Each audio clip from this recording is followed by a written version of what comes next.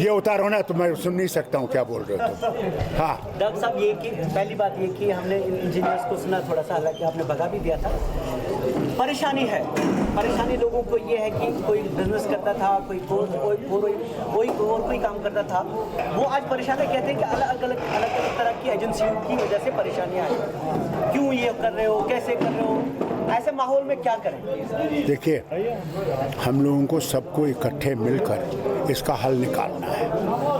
अगर हम इसका हल नहीं निकालेंगे तो यहाँ पे बर्बादी ही रहेगी। आप देखिए, ये यूथ आया है, ये खुद अपने पाँव पे खड़े हैं, ये चाहते हैं कि इनको एवेन्यूज़ मिलें। उन एवेन्यूज़ के लिए हमें तलाशी करनी है। वो अगर हम वो नहीं कर सकेंगे तो ये जो ड्रग्स का यहाँ पे कारोबार शुरू हो गया हमारे यूथ में, ये बढ़ता जाएगा और हमारे लिए बेहद सख्त मुसीबतें आगे आने वाली हैं। इसलिए मैं अपनी तरफ से भी और जमात की तरफ से भी कोशिश करूंगा जितना हम इनकी मदद कर सकेंगे, इनके लिए वो एवेन्यू खोल सकेंगे।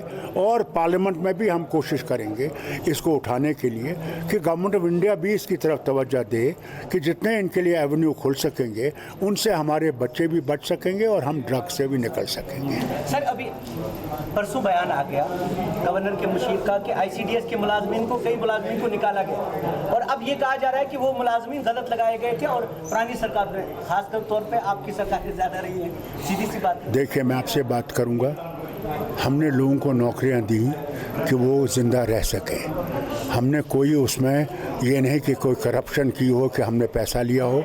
हमने उस वक्त दरवाज़ा खोला सबके लिए कि किसी ना किसी तरीके से वो बच सकें, मुश्किलों से निकल सकें और गलत कामों में ना लगें। और अगर गवर्नर साहब उनको निकाला है, उन्होंने गलत किया है, ये बहुत गलत काम किया है इन्होंने कि उनकी रोज़ी रोटी छीन ली है। अगर उनकी रोज़ी रोटी छीन ली, अब उनके बच्चे कहाँ जाएंगे, वो कैसे बचेंगे? उनकी माँ बीमार है, बाप बीमार है, कैसे उनका इलाज होगा? ये गलत पॉलिसी है।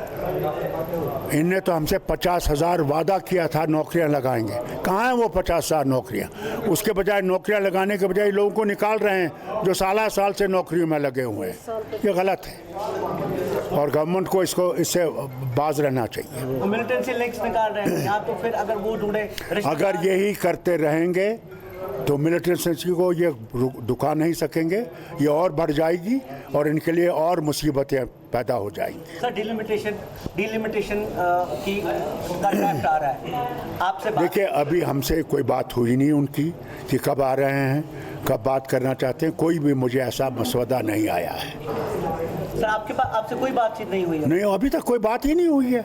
वो जब आए थे, हमने उनसे पूछा, उन्होंने कहा ये तो प्रिलिमिनरी चीज़ है, क्योंकि नहीं तो मेंबर पार्लियामेंट्स को उसका हिस्सा लेना है, उसमें बैठना है हमने, मगर हमसे अभी तक कोई बात नहीं हुई है। डॉक्टर साहब, मैंने आपको अभी सुना, आप बात कर रहे थे कि यहाँ पे पार्टियाँ खड़ी होती हैं। मैंने भी उमर साहब से कई बात की, वो भी कहते रहे हैं कि जम्मू में इतनी पार्टियाँ खड़ी नहीं होती, यहाँ तो रोज़ एक न एक। ये चाहते हैं जनाब कि हम मुसलमान डिवाइड हो जाएं और वो अपना घोड़ा चला सकें। ये उनकी ये डिवाइड एंड रूल की जो पॉलिसी है उनकी हर वक्त रही है और आगे भी रहेगी। हमने इसका मुकाबला करना है कि unity is the only way we can defeat these people. Sir, PAGD एक यूनिटी ही थी, लेकिन ऑन ग्राउंड अलग अलग पार्टियां लड़ रहे हैं। आप किसी हद तक देखिए, हर पार्टी का अपना निज़ाम है, बट हम यूनाइटेड हैं जहाँ तक कि इस रियासत का सवाल है, 370 का सवाल है, 35A का सवाल है, उसमें हम सब यूनाइटेड हैं, उसमें कोई फ़र्क नहीं है। सर, कर क्या रहे हैं 370 के बारे में? यहाँ पे परसों भी देखिए, हम लोग जितना हमने कोर्ट में गए हुए हैं, कोर्ट का ही तो हम इंतज़ार कर रहे हैं। अभी तक भी कोर्ट की हियरिंग नहीं आ रही है, क्या करें बताइए? हम पत्थर तो नहीं मारते, बंदूक नहीं चलाते, गोले नहीं मारते हैं, हम तो गांधीयन वे से इसको सुलझाना चाहते हैं। अब वो दिल्ली क्या करेगी, उनका काम है। डॉक्टर साहब, थोड़ा इतिहाद के बारे में आप बात कर रहे थे कि हमें मिल के लड़ना होगा। आप भी कहते रहे हैं और महबूबा मुफ्ती भी कहती रही हैं, लेकिन महबूबा मुफ्ती एक एक्सट्रीम पे है, वो सेंट्रल गवर्नमेंट के साथ किसी भी जगह कंफर्टेबल नहीं है, लेकिन आप MP भी हैं और आप नितिन गडकरी के साथ भी मिलते हैं। क्या आपकी बातचीत हुई होती है? देखिए, मैं आपसे कहूँगा, MP का फ़र्ज़ अलग है।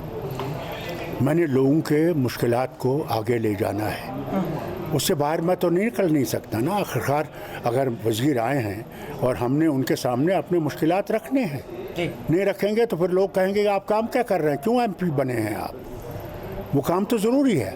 महबूब मुफ्ती का अपना तरीका है, वो अपने तरीके पर चल रही है, वो जाने और काम जाने। शुक्रिया।